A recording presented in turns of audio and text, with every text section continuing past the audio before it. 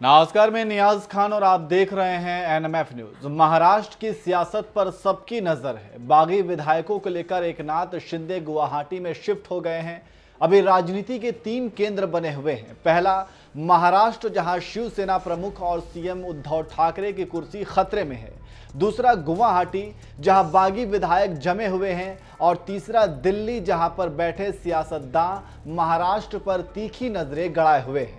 उद्धव खेमे का आरोप है कि ये सब कुछ बीजेपी के इशारे पर हो रहा है। वहीं बागी विधायकों के लीडर एकनाथ शिंदे का आरोप है कि उद्धव सरकार ने बाला साहेब ठाकरे के सिद्धांतों को दरकिनार कर दिया है, इसलिए वे ऐसा कर रहे हैं। बात चाहे जो भी हो, लेकिन एक बात साफ है कि उद्धव खेमे के कुछ बड़बोले नेता और मंत्री हैं जिनकी जुबान हमेशा फिसलती रहती है और उनके बड़बोलेपन से उनकी ही पार्टी के नेता धीरे धीरे कटने लगे हैं। कहते हैं कि इज्जत देने से इज्जत मिलती है, इसलिए जिससे आप इज्जत की उम्मीद करते हैं, पहले आपको ये सीखना चाहिए कि आप उनकी कैसे इज्जत करें। लेकिन शिवसेना के कुछ नेता हैं जो धमकी और चेतावनी भरे लहजे में कुछ भी बोल देते हैं।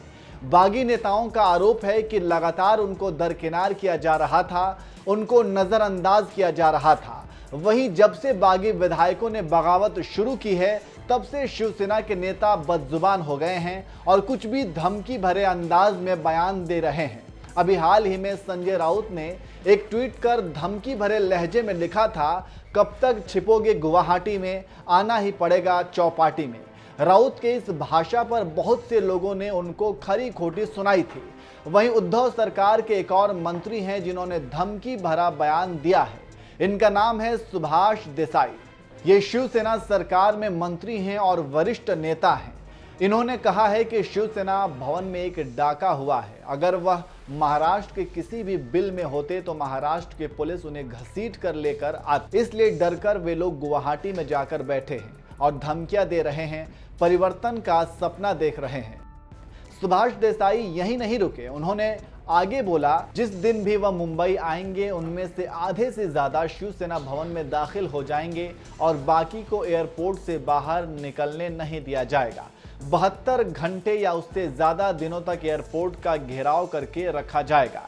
इसके अलावा सुभाष देसाई ने कहा कि जब छत्रपति शिवाजी महाराज की जय बोला जाता है तो छत्रपति शिवाजी महाराज की तलवार की धार भी दुश्मन को डर पैदा करती है। ऐसे में एकनाथ शिंदे और उनके साथी मुंबई आने से डरेंगे नहीं तो और क्या करेंगे। जब जब शिवसेना से किसी ने बगावत की है, बाद में उसे पराजित किया गया है। एकनाथ शिंदे को भी मुंह की खानी पड़ेगी। तो सुना आपने शिव सैनिकों की भाषा कैसी है। इनकी भाषा से तानाशाही की बू आती है। ये भूल जाते हैं कि भारत एक लोकतंत्र देश है। हालांकि इनकी भाषा को लेकर इनके अपने भी इनकी आलोचना कर रहे हैं। इनकी सहयोगी पार्टी कांग्रेस के नेता प्रमोद आचार्य ने ट्वीट करके शिव सैनिकों की भाषा पर एतराज जताया है और कहा है कि विधायक हों या सांसद, सभी पार्टी के पारिवारिक सदस्यों की तरह होते हैं। अमर्यादित और कड़वी भाषा से तो घर भी टूट जाते हैं, फिर पार्टी कैसे बच पाएगी। तो इस तरीके से उद्धव खेमे की भाषा सुनकर तो ऐसा ही लगता है कि उन्होंने खुद ही अपने पैरों पर कुल्हाड़ी मारी है और कहीं ना कहीं अगर उनके ही नेताओं ने बगावत की है तो इसका जिम्मेदार भी खुद शिवसेना के नेताओं की जुबान है। आपको क्या लगता है? क्या आप भी मानते हैं कि शिवसेना के नेता अमर्यादित भाषा का इस्तेमाल करते हैं? कमेंट करके अपनी राय हमें जरूर दीजिए।